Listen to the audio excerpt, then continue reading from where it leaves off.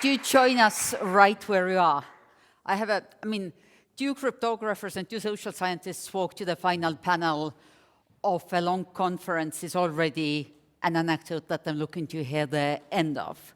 In addition to David, I'm also asking Carsten and Schürmann to join us. He's a mathematician, a logician, and a cryptographer, a professor at the computer science department of the IT University of Copenhagen, where he leads the Center for Information Security and Trust.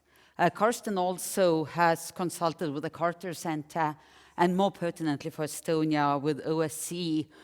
As a member of that election observation mission, he's visited Estonia's elections on a number of occasions and is a trusted colleague, ally, and conversation partner to many of us.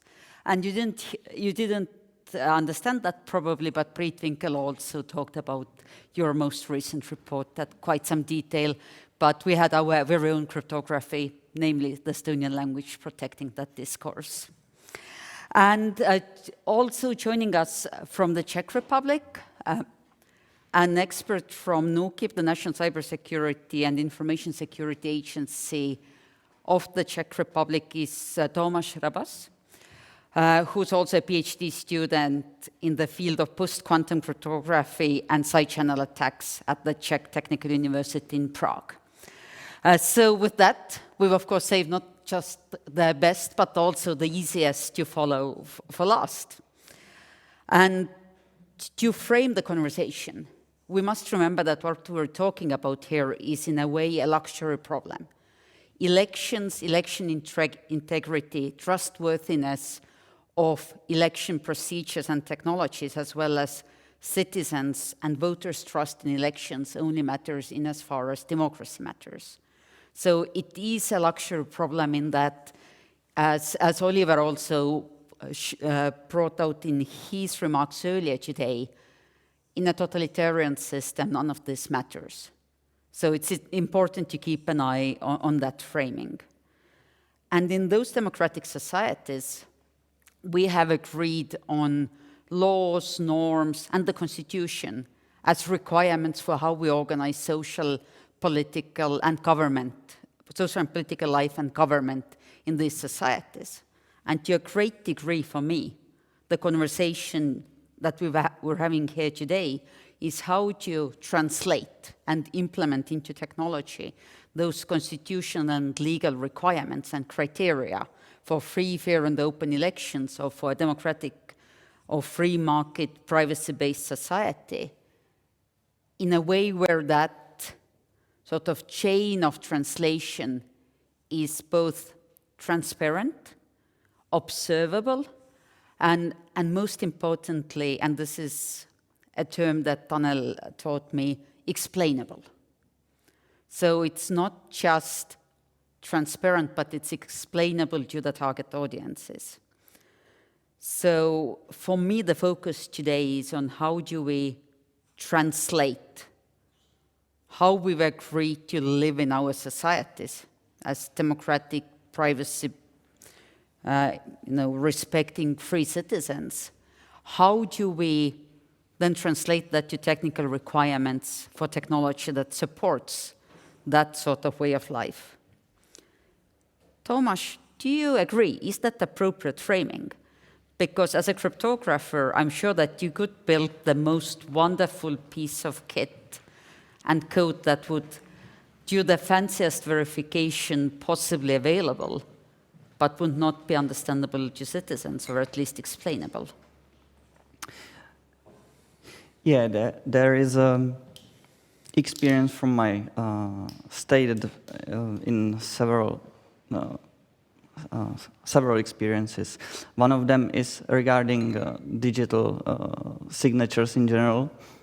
We unfortunately we do not use e-voting, but we have other digitalization of our state ongoing. And regarding to your question, no, it's not enough to use cryptography and security. It's also necessary to think about the law itself. The law should be clear and understandable for not just normal people, but also for judges and lawyers. What we encountered that we have few laws that use the term digital signature. We have the right to use digital signatures, but it's not very clear in what situation you can use which implementation of the digital signatures. One of the simplest example is just wrote an email with your name in the end of it. That's the most simple way, most, let's say, unsecure. And on the opposite side, we have qualified certificates from certified companies who provide this infrastructure. And there is a lot of between them, and although the most secure technology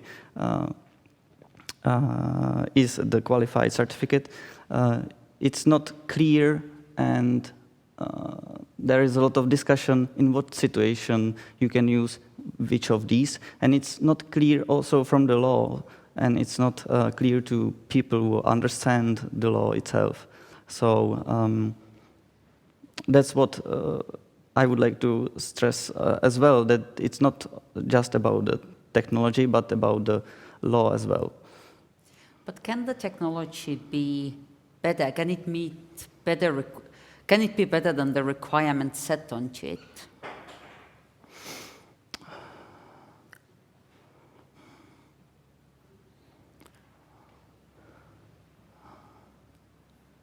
Perhaps that's a question for later. Well, you have to clarify what better is. You want some properties from the system. It can be authenticity, it can be confidentiality, it can be non-repudiation. You can add extra confidentiality to the communication, even though the law doesn't necessarily request that. For sure, you can do that. Of course, you can make the technology more practical, more user-friendly. That's not something which law usually requests. So sure you can create the technology better than the law requests. But some would then make the case that you're going outside of your mandate as a government technologist? Well, and that's again a dilemma we all face on a daily basis. You would have to give me a provable example. But in general, I guess it's that case. Carsten. We have a very... Okay, yeah. I'm already in defense position. And I've not even asked you a question yet. No. With your extensive experience of elections, Yeah. And election technology, what's the fundamentals that you've really learned about technology? Okay. How we do technology? Yeah, I actually I brought a slide. So can we show the slide? Yeah. All right. So that's it. Okay. So I've been traveling around the world. I've been observing many elections. I've been to the Philippines last year and to Kenya. Where the understanding of democracy is completely different than it is here in these countries. And people always ask me, it's like, what is actually the problem? How do you explain it to them? And I came up with this triangle, and at the lower part you see the word functionality. So it's actually really, really easy to build a functional voting system, right? It's actually really easy to kind of build most of the infrastructure for countries, the systems. It's trivial. A student can write a voting system in 5 minutes. I mean, even Facebook can do it. Everyone can do it, right? So it's not the question that you can build a system. It's actually, the next level up, it should be secure. Now, it's much harder to build a secure system. Now, why is security important?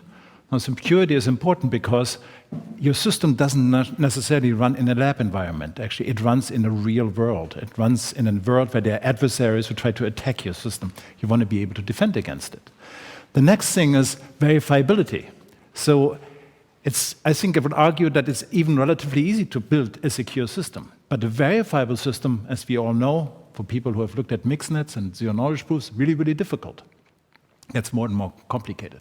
And the top level is trust. We have seen, and I think it's in some senses your definition of trust, but what I actually also mean is the loser of an election should actually accept the result as trust, right? So that's like one of the levels an election system has to satisfy. Now the question really is like, how do we kind of make laws for all of this? Okay, so I have noticed. And now I'm going to talk a little bit about Denmark, and I've learned Tani is Denmark, or Danish in Estonian today, by one of the slides. But I do not represent them. They don't know that I'm here, and I'm not representing them. And if I criticize them, I already. You can leave the second part out, and it's not so important. Okay. So the laws. Denmark tried to actually introduce election technologies in 2012 and proposed a law proposal for this. But it's very technical. It's almost like it's written by the vendor. You have to do this, then you have to use that computer, and then you have to press on this button, then this comes out, and then this is not a real good law because it doesn't actually capture the trust. It might capture the functionality level. So if one legislate, one has to kind of legislate on the highest level. And I think, and again, I'm sorry, Denmark, but I think in the ministries, most of the people actually in the ministries are lawyers. They're very, very good at legalese. They're very, very good at capturing these things in words, but they do not understand what we mean when you said non-repudiation. Who knows what non-repudiation is? Okay? The cryptographers. And the technologists. Non-repudiation is a really, really important property of signatures. It means that if some signed document is presented, it can be attributed to me and only me, not to somebody else. And so I think the UN Declaration of Human Rights actually says everyone has paragraph 26. Everyone has the right to kind of free and fair elections, credible elections that should be held in periodic things, and they should be by secret vote or equivalent voting procedures. But it's all about the highest level. Now, let me tell you a little bit of a story about Denmark, because we're talking about international experiences. And I thought Denmark's very, very, very, very digitalized.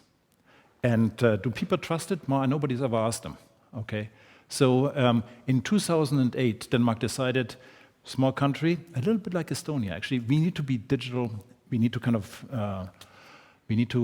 do something about digitalization. So they started off with something which was called Den ID, where everyone kind of could have an identity online.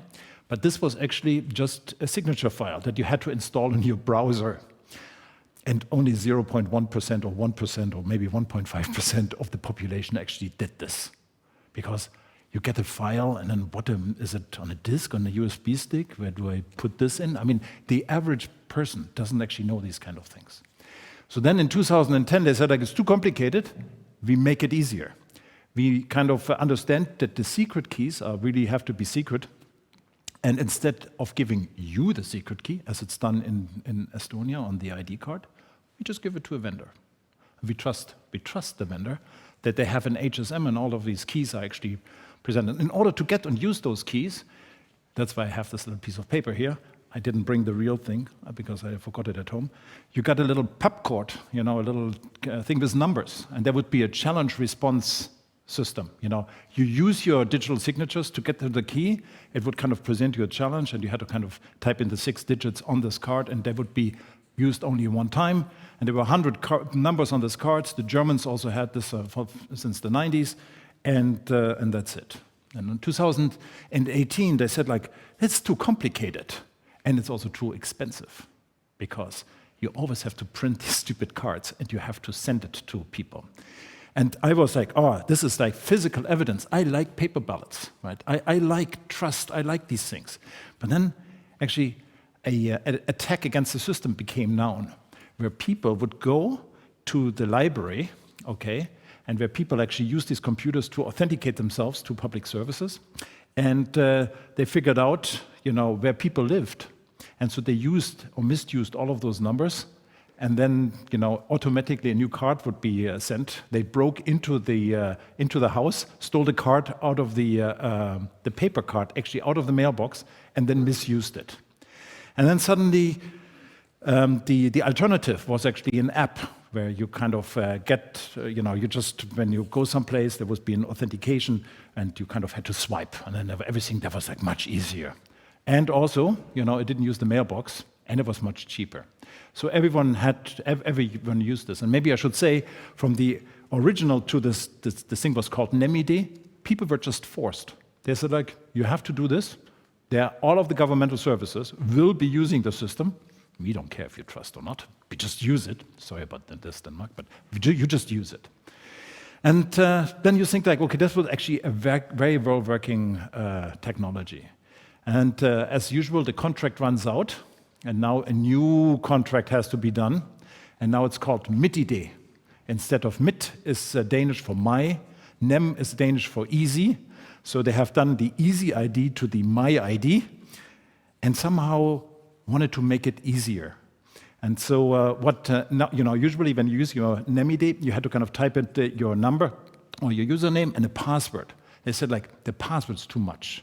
It's in the way of adoption of the technology. Let's forget about the password. And so you actually, as a user, don't, I call it user, as a person, right, for governmental services, don't have to type in the password anymore. It's fantastic. Unfortunately, they did not do the right security analysis. And there's lots of issues with this. Because the first one is you can just kind of guess people's user IDs and then block them. Because you just you do a dictionary attack. You say, like, Carsten, okay, yes. And then you kind of send 3 requests and it blocks it. And then I have to go to the Spore Center to kind of open it again. It's a denial of service attack that you can launch.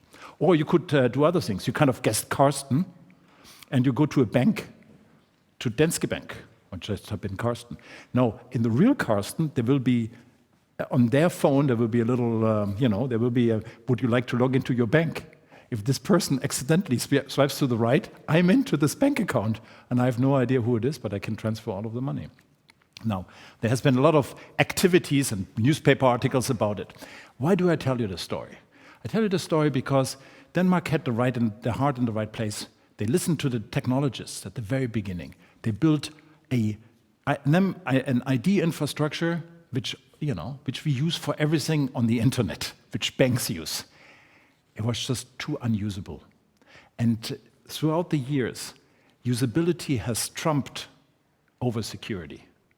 And the interest of kind of making the country more digital, more effort was put into make it usable, forget a little bit about the security. If they would have just stayed with the last edition, it would have been much better. Now, so this is the situation.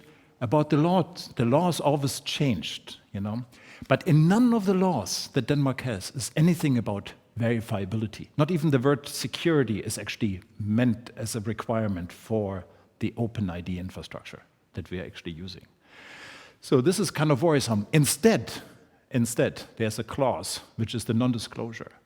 Anyone working in public service who knows anything about this infrastructure, I mean, all of the stuff I've told you can read in the newspaper, has to kind of be quiet about it. Otherwise, the penalty is 6 months in prison. Okay? So this is actually, not good for somebody like me, because I just applied for Danish statsborgerskab, for Danish citizenship. So if they notice that I had to go to prison, I think they're not going to give this to me. But so this is actually kind of really, really, really important. What do they use these NEMID or these IDs for? Just to kind of give you you can kind of buy your car with your ID. You can buy a house. You get your mortgage. You sign your kids into kindergarten. You can get divorced. I'm not kidding. You go to divorce. You go to a webpage called divorce.com. Type in your ID. Said, I'd like to get divorced. They know whom you're married to. They sent that person an email. Said, would you also like to get divorced? Just type your ID here and that's it. So Denmark is really, really digitalized. and people enjoy the simplicity of it. But nobody is really asked if they trust it or not. But there is a certain danger in it. And also, as you know from this non-disclosure law, people who actually care deeply about that this infrastructure is made in the right way are a little bit disadvantaged. Let me just put it this way. With this, I stop. I hope I answered your question. I think you did, and also, I guess, pointed out the one area in which Denmark is more digital than Estonia. In Estonia, as a certain ex-husband of mine found out to his great dismay, you have to show up in person to get divorced. So, with that, I mean, David, what Carsten says is that technology choices always carry opportunity and risk. It's inevitable. The only truly risk-free or secure system is the one that you don't deploy. But the usability of a non-deployed system is not optimal. So usability and security are always a balancing act.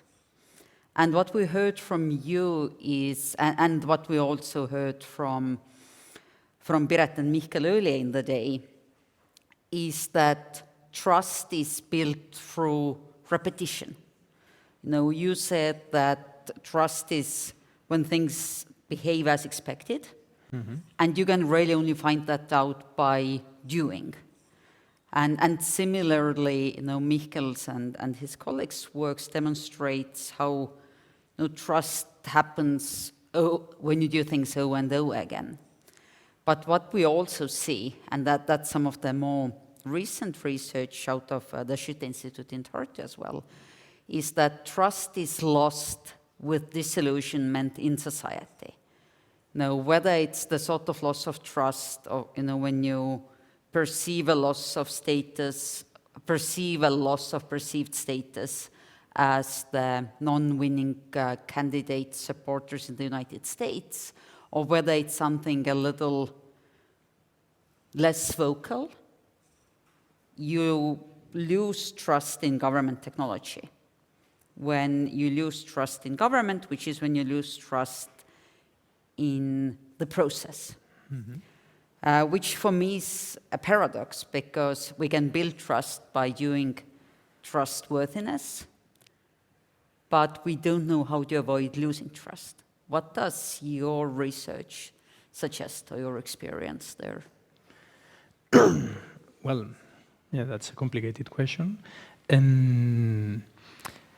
But yeah, I mean, one of the things that I was saying at the end is that somehow that convenience is one of the enemies of distrust, in the way that it's quite well along with the things that you just mentioned, and about the research that you mentioned from my old colleagues in Tartu, that somehow making the system, and what Carsten was saying, that making the system usable, of course, it increases the capacity of the people to use it, and it increases the user rates, but at the same time, it can hide some of the necessary questions that we need to make about the system.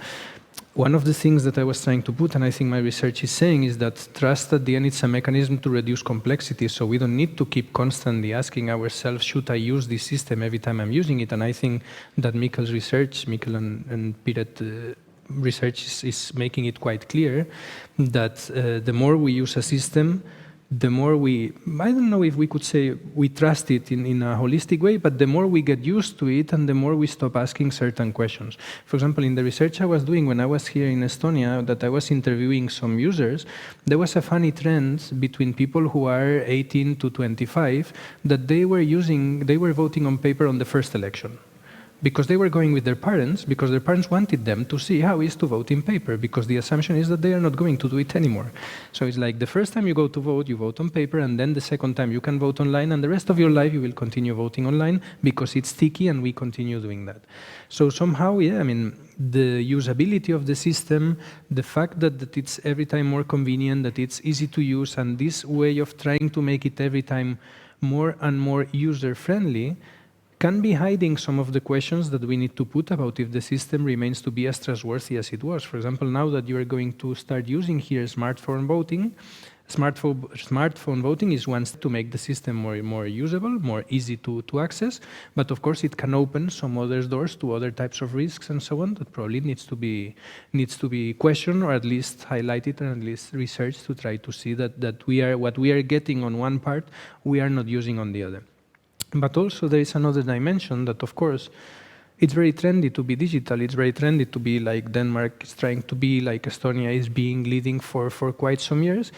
And at the same time, it can backlash in trying to do everything digital. We might end up forgetting why we are doing some things digital. In some cases, it's easier. You don't need to meet your ex-husband, or he doesn't need to meet you on the divorce process. I know who was less happy with that. You don't need to meet in the same room. You can do it digital, but at the same time, maybe not all the technologies are bringing such an increasing convenience as the amount of risk that we are putting in the process. So yeah, I don't know again if it's answering your question, but I think it was going along these lines. But let's explore the reducing complexity, because trust this, it's technical, or trust this because you trust a cryptographer is a really lousy proxy for trust. At the same time, and we're talking about elections here, elections are double delegation of trust by nature. You delegate trust into the process, or into the electoral process or other governance processes, and then you delegate trust into the 4 years of a term of a parliament. So it's a double delegation of trust, whilst you're also saying trust this, it's technical. That's, cognitively, that's hard to get your head around. Yeah. What's been highlighted over and over again also today is that we're really good at doing technical and legal trustworthiness in terms of compliance. Something is trustworthy if it follows a certain process. Something is trustworthy if the crypto key is this long because we know the computational power needed to break it. Something is trustworthy if it follows certain legal criteria clearly set out in law. But reality is often messier, and the way we try to account for that in technology and technology management is through requirements. So you have function, again, theory is easy, cutting down complexity. You have functional requirements, which is what the system is supposed to do, what is its function. No, gather votes and collect them into a server, or then take them for the next system, you take them from a server and tally them and publish the results using whatever the national system for allocating seats is. And then you have the non-functional or cross-functional requirements. And I promise this is the last part of the lecture for the evening, which is how it should do it. When it comes to government, it should be quite non-fault tolerant. So it shouldn't carry on at the best effort basis if there's faults. When it comes to elections, it should, secrecy of the vote is fundamental. Security of the process is what we would call a non-functional requirement, how a system should do it. Which, from a technological point of view, it would be easy to argue, it's just another information system. How hard is it? But to help the technologists, how could we account for building trust in government technology as a requirement? What would that sound like or look like in actual requirement for technology? Whether it's for the vendor, for a developer, for a technology partner. Do you have to go very specific and go into cryptography, or does it have to be very general? It has to be trusted. Carsten. Yeah, I think it can be very general. You just have to look at the process that the Swiss went through. They have also had internet voting for many, many years, and the Bundeskanzlei is continually revising what's that thing called again? Willis for electronic voting, the Vorschrift für elektronische Wahlen. So that's basically the requirement catalog of what they have to kind of satisfy. And I think it was maybe 8 years ago where they actually for the first time required that the system has to be verifiable. So they actually put verifiability in this document. Now it's a question of how you actually interpret it.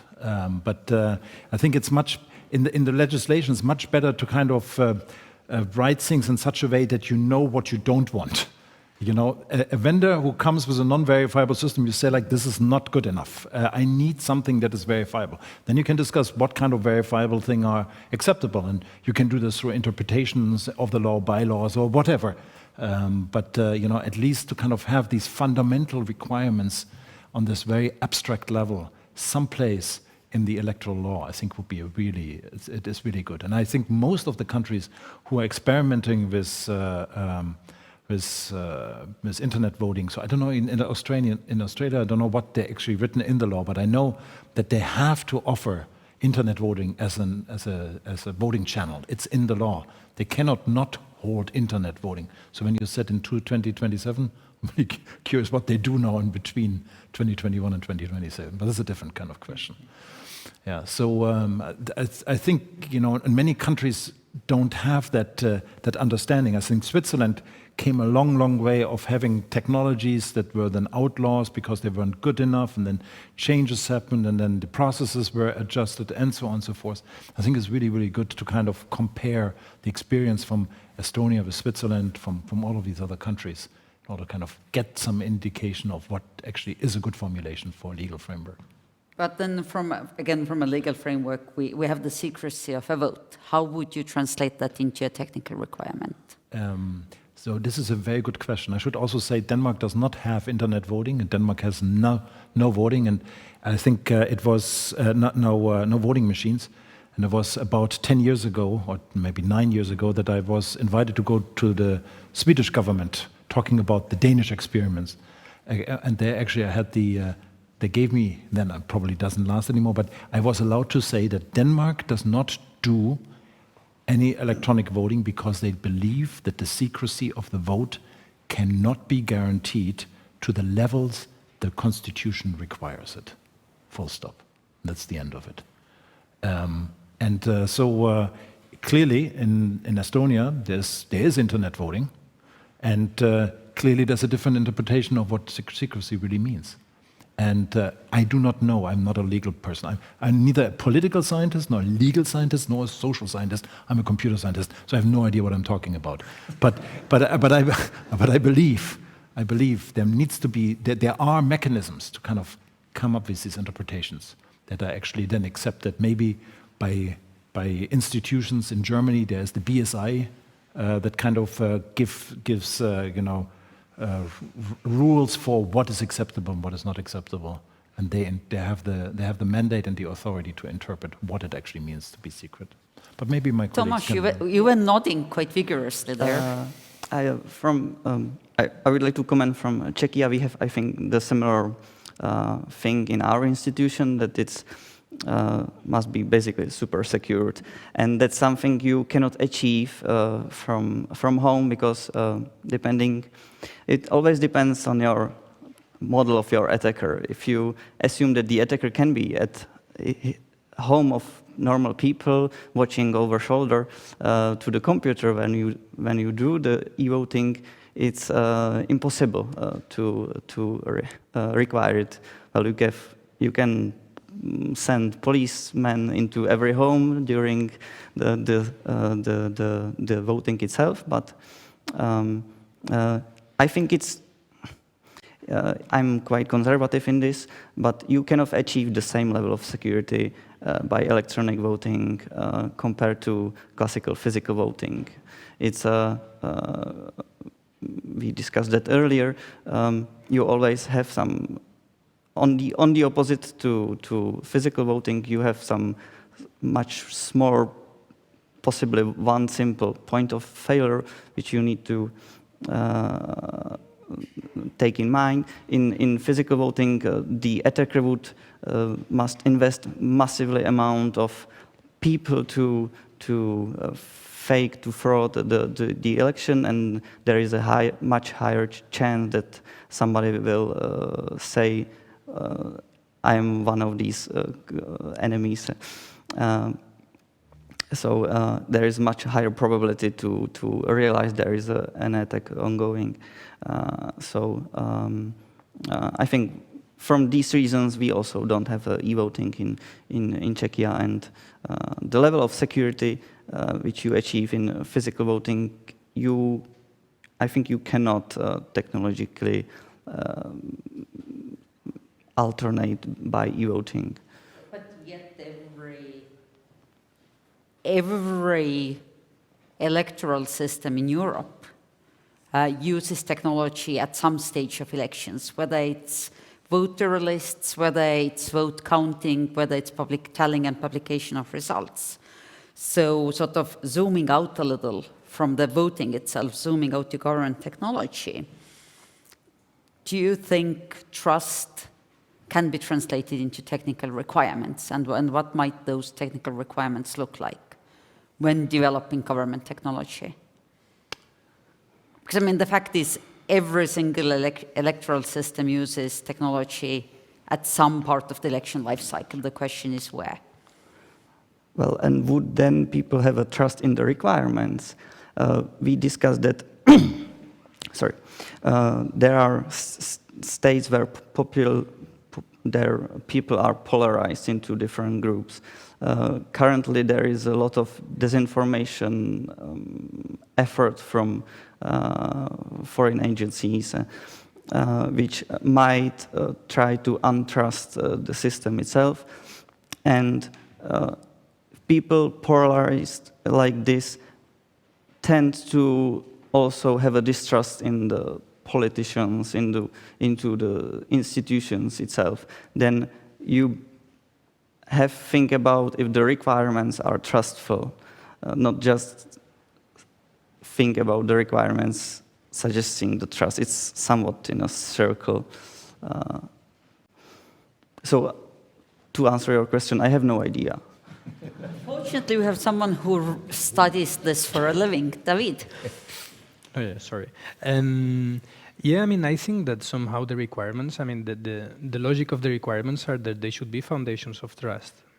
I mean, the citizens, in the same way that generally they don't have the capacity to understand the cryptography behind an internet voting system, they might not have the legal capacity to understand what does it really mean, the requirements, when we say that, I know, a vendor needs to be verifiable, blah, blah, blah. Okay, then we are getting into this brown, gray water where people do not really understand, but they rely on the fact that there are some requirements and on the people who are building these requirements. So it's like a chain of trust at the end, that if the people who are making the requirements are people that they are solid and they prove that they were not having any kind of mistake in the past, that should work. When I was talking before about the case of the Netherlands, in the voting machines in the Netherlands, they also had requirements. And people were trusting the requirements were enough. And when they take out the voting machines, they said, okay, so then they change the requirements because we trust the people who are building the requirements and who are changing the requirements. But at the end of the day, that is building trust, but it's not necessarily building trustworthiness. The Dutch requirements were clearly not bringing to a trustworthy technology, but they were helping to create trust on the fact that the system was going to perform good. So I think we are getting here, yeah, like the hamster wheel, that at the end, okay, we are trying to pursue trust by building some requirements, but we need to keep the requirements updated because the technology is changing, because the things are happening, and so on and so on. I mean, again, the theory is simple. Each stage of development has a new set of requirements. But knowing that this is the most motivated audience, can I have a sense of, I know I have questions from here until tomorrow morning. Can I have a sense of what's the interesting questions from the audience? Priit Winkel, and for the benefit of those on the stage, if you can also introduce yourselves when asking a question. Priit Winkel was right up front.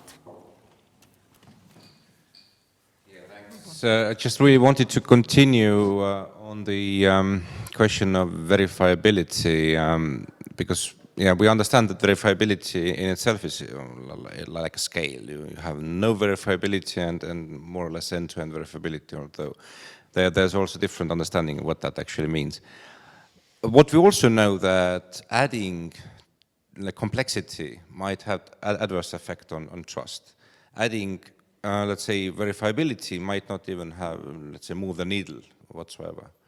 What's the sweet spot, or who should actually, or how to determine the sweet spot of verifiability in an internet voting system in order to be, let's say, enough but not too much so that it becomes adverse, or that there's just no need to actually put so many efforts and funds into such a solution. And before I bounce this question to particularly the two of you, where's the balance between individual verifiability, so that my vote was cast as intended and tallied as intended verifiability, and universal verifiability, which is that the system works as intended? Okay, so this is a really difficult question. Okay, so let's just put on Philip Stark's head. Okay, so I'm Philip Stark now. Philip Stark is a statistician from Berkeley. I hope he forgives me. He's hopefully I don't say anything nonsensical. So he's a statistician who invented the risk-limiting audits for elections with paper evidence. And so I think his point is that an election needs to produce evidence, and this evidence has to be checked no matter what, because that is how you kind of substantiate that the claim of an election outcome or the reported winner of an election can actually be statistically verified. And the technology goes, you tell it how sure you want to be, tells you how many votes you should sample. So if we carry this idea over somehow to internet voting, the first thing we need evidence. And we have to kind of really understand where the evidence comes from. We have to know how to audit this. Now, with zero-knowledge proofs and computers, you don't actually have to use a statistical sample. I mean, you can kind of just do all in one big sweep. So the next question is, how do you involve people in this? Because when you look at the verifiable, universal verifiable, okay, so individual verifiability is just me checking. Universal verifiability is that, it's okay if a group of experts checks the results somehow, that from the ballot box to the final result, it is okay. They redo basically all of the steps and verify the result. So if you ask people for the individual verifiability, you basically change the perception of what an election actually is. You tell them that, you have to check that we did it right, which kind of is a fundamental discrepance from the way how they usually do and understand and also trust, I assume, the electoral process. They never had to think about it. They trusted it because paper votes were kind of handled in a certain way, and they might actually have by themselves been part of this entire process. So I think there's no question about it that verifiability will impact trust in one way or the other. Now, you asked about the sweet spot. Yeah, that's a very, very good question. I can just the last thing in Switzerland. So in Switzerland, there's also universal verifiable, end-to-end verifiability. And the way how it is constructed there is slightly different than it's done in Estonia. So you have these control components for different servers. And these servers have to kind of work together in order to kind of mix the results. So there are control components for return code generation and control components for the mixing.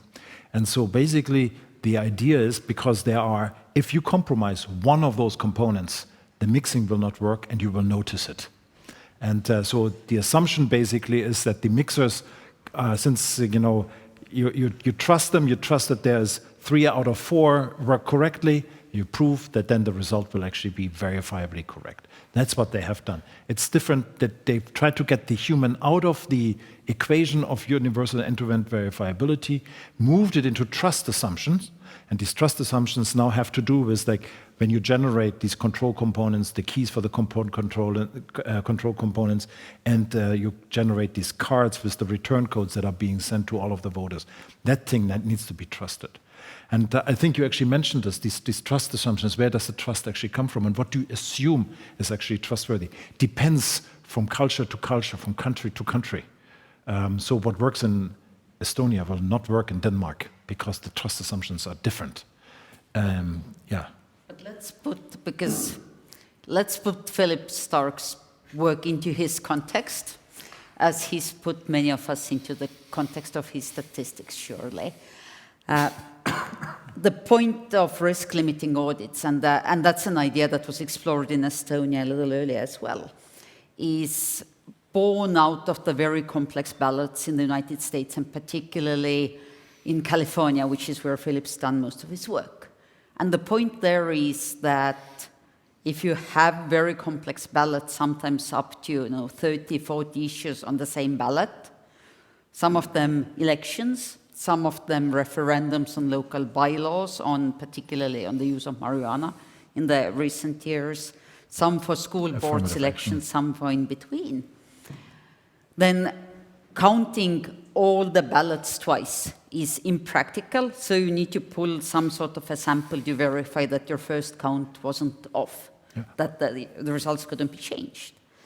And then what you would argue that in most of our cultures in Europe, where you count all votes twice anyway, because your ballot is so much easier, you count like this, or you mix and you count digitally, you're doing a risk-limiting audit with 100% of a sample size. Yes. And the best You do a of full hand count. the best of Americans would be somewhere under 10%. I think there's a 6% formula that seems to work very well. 5%. So why are we talking about risk-limiting audits if we count everything as a trust-building measure when we're counting every vote twice, which is a risk-limited audit of a sample size of 100? Yes, so it was just actually a thought experiment. How do we carry over this idea of auditing a result in such a way that people are convinced at the end that the result was actually correct? Actually, when you asked Philip, he probably would say, you don't even have to count the ballots. You can guess the result. And as long as the audit actually says, yes, it's okay, the result, you're 95% sure that it's correct. So the audit and these steps to actually verify the result are extremely important for him. And I actually think that, in the US, most of these election systems, optical scanners, you never actually count the ballots by hand. You just don't, not even the first time. And, the technology was developed to kind of make sure that those machines actually did the good job in auditing them. And the theory is actually kind of really pretty. I don't say that for internet voting you should use risk-limiting audits, but I'm just saying about the thought process of you have evidence that you want to check. That principle has to hold also for an internet voting. You have evidence, which are your encrypted, signed ballots, and you have zero-knowledge proofs that come from mixing, possibly from cleansing, possibly from other things. And you want to check so independent means that this was correct. And I think in Australia, actually, in Victoria, where I kind of was involved for many years ago, they actually used Pred-à-Voter, an implementation of a version of Pred-à-Voter. And what they did was they actually they published all of the zero-knowledge proofs, they published all of the encrypted votes, and every person could actually verify that this is the right result. That's something which is not done here, and I'm not sure if it's a good idea or not. It probably is incompatible with legal frameworks, but it is just for me, it's an important step to kind of understand. An election actually produces a result, but that's the least important. That's the most important for the society, but the least important for trust. The most important for trust is what is the evidence and how do you check it? And with that, I stop. Quickly, did you add on verifiability? Yeah, I was thinking that this is one of the rare situations in where internet voting, let's say, it's providing something to paper voting, because normally internet voting is, let's say, mimicking paper voting, and in this case, the properties of internet voting allows to think about verifiability in a different way that we were doing on paper voting, and then the discourse is coming back. So we are asking lots of questions about internet voting that normally we were not asking about paper voting, because the system is simple and so on and so on. Okay, we count the votes twice, blah, blah, blah. But still, in this case, the properties of technology are allowing to ask different type of questions that at the end, the goal of that is to strengthen the democracy, whatever the system we are using to vote. And I think this is something interesting, that it's not so normally happening, because in paper voting, there are lots of failures also. Things are working at the best of the capacity of the organizers. But no, there is in Australia, they were repeating the elections in 2 municipalities because one car that was transporting ballots had a crash, and I don't know, they had some problem and they lost 1 bag of votes. And that they made this estimation of saying this bag of votes can have an impact on the elections in these particular municipalities because the results are quite tight. But in the other municipalities, the results are so open that we don't need to repeat the elections because it would be too costly and so on and so on. In the case of technology, in this case, can provide, let's say, some different alternative to create some trust hangers. Because at the end, as you said, I mean, the important thing is that we have something to justify that the results are correct at the best of our capacities, but we cannot go and say the results are correct at 99% because there will always be somebody who will ask what happens with this 1%. But at least technology is providing other types of solutions that can bring interesting debates also on the paper. Alo, going to the true practitioners in the audience, you had a question. Can we have a microphone up here? Thank you. Alo from State Authority, and we are a partner for organizers, elections organizers. The subject about building trustworthy services, I have a question, or more like a remark. Those services might be also mobile services or state services in apps, yes, mobile apps. And how we can trust this ecosystem of those big players, Google and Apple. So if we are not talking about m-voting or mobile voting, but in general other state applications, can we trust those players? I like scheme which was suggested by EIDAS, European Direction for Identification and Authentication. You have different levels of assurance, some basic one, substantial and high. For the high level of assurance, you need some secure physical token. It can be a smart card or something else, certified through common criteria certification process up to some EL level 2, I think, and higher. That's something what gives you quite a lot of assurance if you have a physical token, not just the app running on some operating system. Also, but still, you can provide authenticity. You can achieve property of authenticity, but I don't think you can truly achieve confidentiality in the same level as in physical voting. Let's assume there will be a malware reading screen during you clicking on what party you want to vote. These are examples and many other which I haven't thought about, which would be still possible, in my opinion. In a wider framework, I think Carlos' question, and this is to the two of you, is whether the model of trust or how you build trust is different based on the fact that a piece of code gets into this device as an exe file from the free and open internet for government services, or you do it in a browser which has gotten into this device as an exe file from a free and open internet, whereas code gets into this device through an app store where there's the process, but it's a third-party process. So putting elections aside, do you think the trust model differs depending on how a piece of code gets into this device differently than into this device? For me, the difference is not particularly big because at the end it's software running on some hardware that somebody produced probably in China with some chips we have no idea anything about. So for me, the difference is very, very kind of small. I think the phones are much more movable than the laptops, but I think that can also be argued if that's true. The old desktops, of course, they're much harder to move, but somebody stealing a phone, plugging something in while you're in the bathroom in the restaurant, is like different kind of scenarios. But I do not know really how. I can imagine there's a threat profile that actually matches this kind of behavior, but I've never kind of considered this to be a huge difference. And neither does the Danish state for some reason, because they just give us, I said for this MIDI, they don't actually use password anymore because the password is actually hidden behind the biometrics of the telephone. So they use the biometrics of the phone basically to authenticate your reveal the password as far as I understand it,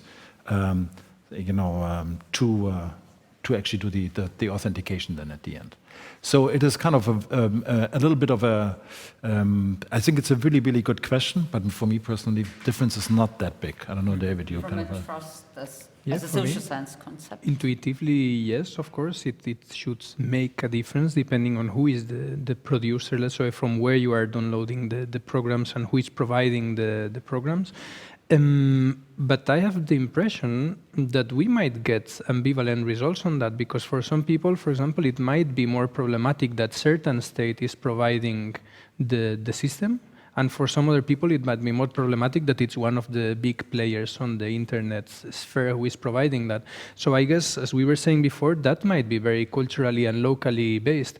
If a state managed to get the citizens are trusting the things that they are doing because it's working, because it's going on well, they will be more keen to trust what the state is providing than not an external platform that is providing the same thing with something that might be different there.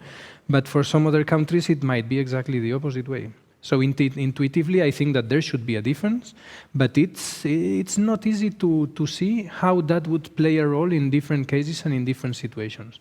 I guess it also depends on which type of system we are using, which type of tool, let's say, we are importing from the free internet, that some others might be more sensible than others. But for example, we have the case of banking, that it's always one of the benchmarks with internet voting. If you can pay using your smartphone, then you should be able to do everything using your smartphone. If people are putting their hands at the stake of, depending on who is providing the tool, I am pretty sure that there will be many other tools that the behavior will be quite similar to that. Can I just add one thing? That is that, And yes, and then academician no. Bogdanov is next to sum things up. Oh, we have a question? That's what you were saying. All right, then. Yeah. I just wanted to say that I believe that technology can't actually by itself build trust. I mean, it's you inherit the trust from how you actually use the technology. And I think the Estonian election is trusted because of the national ID card. And the national ID card is used for all other things as well. So the trust in this infrastructure is what the trust in internet voting actually piggybacks on. I suspect this. I'm not sure. As I said, I'm not a social scientist, but maybe you can kind of. No, I can agree with you that it's accumulated. But anyway. So I guess Don having a question means that I have a permission to take more audience questions looking at the clock. There was a question at the back just behind Tanel. If you can get the microphone there and then to Don directly and then sum up. Thank you. I have a short 2 yes or no type of question. First one would be that do you agree that the participation percentage would be sort of the measurement of the trustworthiness of the elections? And another thing, do you agree that the one of the single most helpful thing to raise the trustworthiness would be to share the knowledge how the elections are composed, or let's say that the really technical, not really technical, but simple description of how it is composed, and to share it to the public. Thank you. And let's take Don's question all at once. Actually, I think this should be answered first. Necessary but not sufficient. People also vote in protest. And turnout elections in the Soviet Union that had nothing to do with trust or fair elections was not zero. And secondly, the citizens have the right to be ignorant, which means that if your second assumption was true, then Estonia would enjoy a very high level of trust, being quite transparent, and that simply is not true. In absolute terms, it is in comparative terms. I would say that the turnout, for example, of an internet voting system might not be an indicator of trust, but it might be an indicator of lack of distrust. Meaning that usability at the end can be an indicator that people that using the system, might be an indicator that they do not distrust it. I don't know if trust, probably it would complexify more. As with this turnout, I think there's so many parameters it's impossible to say why people vote and why they don't vote. As for transparency, I think there is, especially in governmental institutions, the idea that if you hide the source code from people, then the system becomes more secure, which is absolutely wrong in all different kind of levels. So I think transparency and, not only about the process, but the process, the electoral process as well, but all documentation, the cryptographic protocol descriptions, the review reports for people looking at this thing, that should all be public, because that kind of, for me, radiates an understanding of that, the public might be interested in actually seeing this. Of course, if the reports say, that really sucks, the system, you should improve it, then, one should actually take these recommendations seriously and fix it up in such a way that you can kind of publish a better report at the end. So that's my 5 cents worth of contribution to transparency. I can only agree that be open and clearly state your opinion and your reasons is the only way how to get trust, but that's my own personal opinion. So I have a question. Yes, I am on.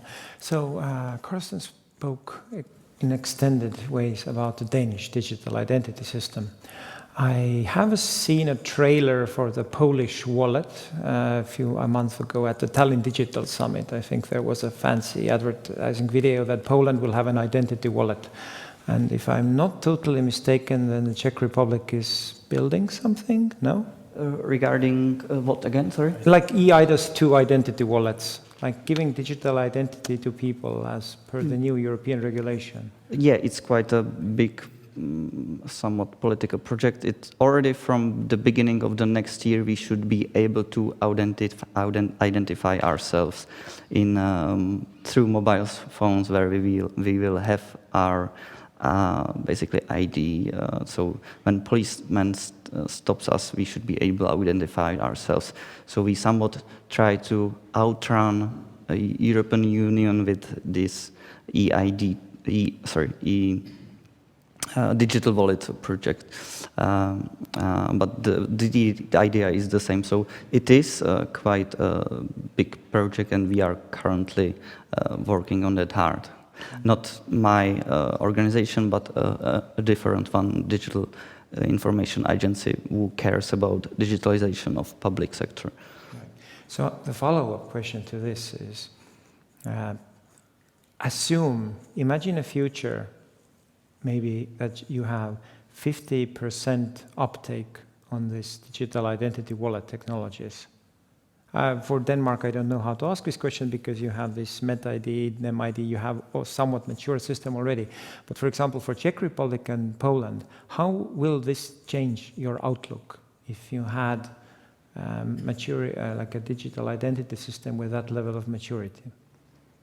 That 50% of the population is actively using it for everyday services.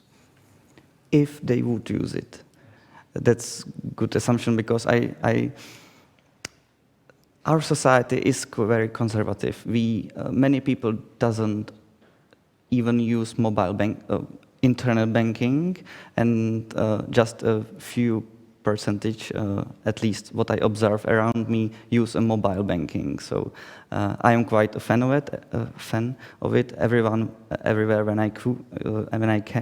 where I can buy something just with my phone. If 50% of the society would actually use it, I can't even imagine that. That's fair. I think here 2 things, let's say. One is that Poland has, for example, one of the success stories of them was the implementation of the digital tax service. That at the beginning there were lots of concerns that people were not going to use it, and at the end it works. So I would put some hope that if they introduce finally this technology, it will be used, because some people are avid for using this type of things. I'm more curious if 50% of public administration will be admitting that, because I think we are more far from that than from usage of citizens. It's really difficult to sign a document digitally in Poland, although I'm really actively trying to do that. But I guess it might be easier for citizens to implement it because of that. I mean, the usage rate I think it would be not so difficult to reach, at least for certain portions of population. Thanks. I think the realization that it would be really hard to imagine signing things on paper in Estonia. We are quite seamlessly transitioning to the last event of the day, which is Dan's conclusions of the day. So with that, thank you, gentlemen. And thank you to the audience, of course.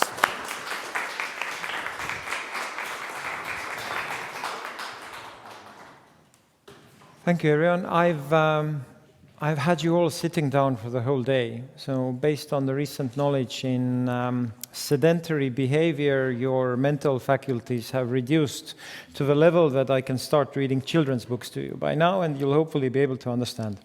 So last night, I don't know if it was a clever ploy by my wife or a coincidence, but I was asked, I read to my kids every now and then, and I was asked to read a book called Election by Animals, or Animals Election.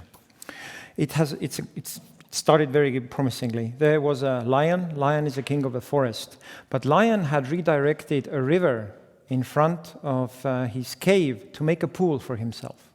So the animals in the forest started questioning whether lion should be the king of the forest and whether there should be a democratic election.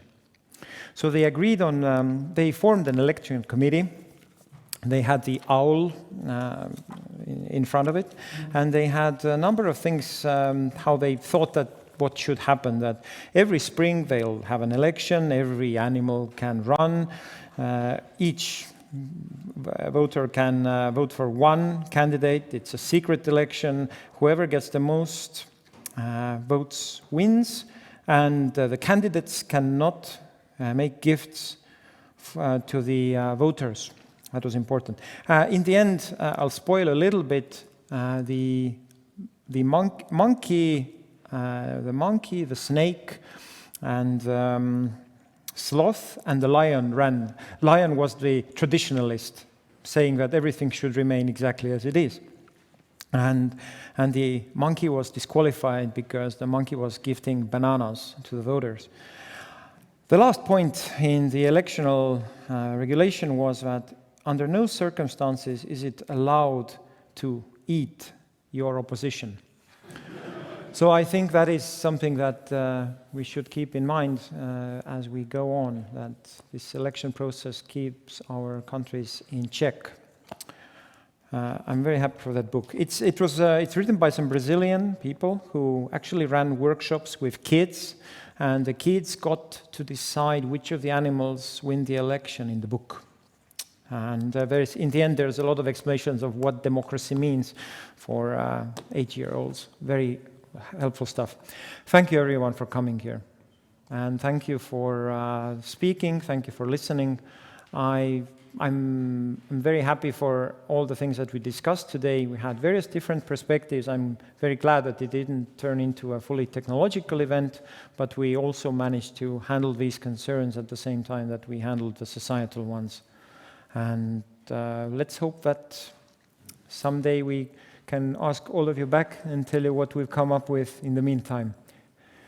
Suur tänu teile kõigile, aitäh veel kord ja võib-olla näeme äkki järgmine aasta jälle samal teemal. Kõike head!